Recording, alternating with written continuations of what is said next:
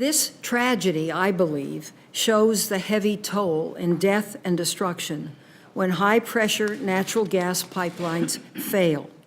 And this risk, candidly, is unacceptably high.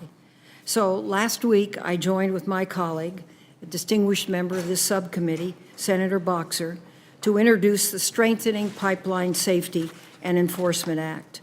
This bill strengthens and expands legislation proposed by U.S. Transportation Secretary Ray LaHood.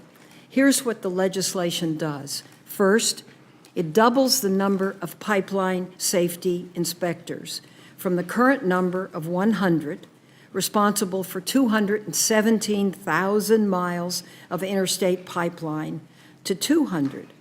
Each inspector is responsible for over 2,000 miles of pipeline.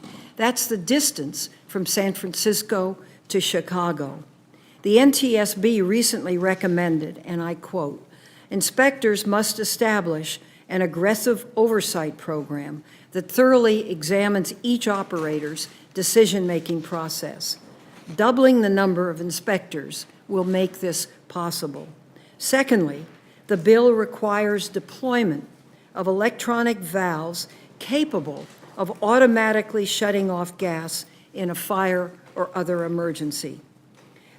Manually operated valves must be located, accessed, and physically turned off in an emergency.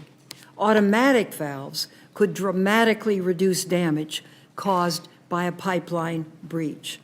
Thirdly, the bill mandates inspections by what are called smart pigs. We call this an electronic robot that goes through the pipe, or the use of an inspection method certified by the Secretary of Transportation as equally effective at finding corrosion. I've been told it isn't possible to use smart pigs everywhere, but there can be an equally efficient method as approved by the Secretary.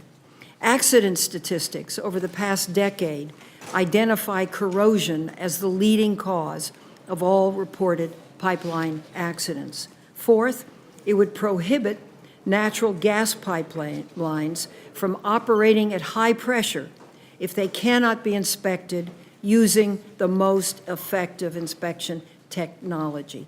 This is important. This was a 30-inch pipeline operating at well over 300 psi. There was a lot of gas coming through this pipeline. It was 60 years old. So I think this precautionary approach to pipeline operations assures that they are more likely to have undetected problems, to not have undetected problems operating at risk. Finally, it prioritizes old pipelines in seismic areas for the highest level of safety oversight. Today, regulators consider a pipeline's proximity to homes and buildings.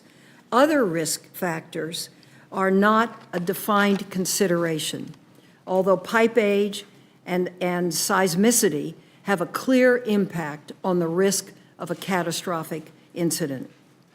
And it directs the Department of Transportation to set standards for natural gas leak detection equipment and methods. Today, there are no uniform standards how to detect leaks. I think that's a big problem throughout the United States. And finally, we adopt a number of common sense provisions proposed by Secretary LaHood to improve pipeline safety. These include increasing civil penalties, expanding data collection, closing jurisdictional loopholes, and requiring consideration of a firm's safety record when considering its request for regulatory waivers. I think this is a basic bill. Senator Boxer and I submit it to you and urge, it's a work in progress. We don't pretend to know all the answers. These seem to us to be the common sense answers. We know what state-of-the-art pipeline inspection is. We simply don't have it. And I think we need to have it.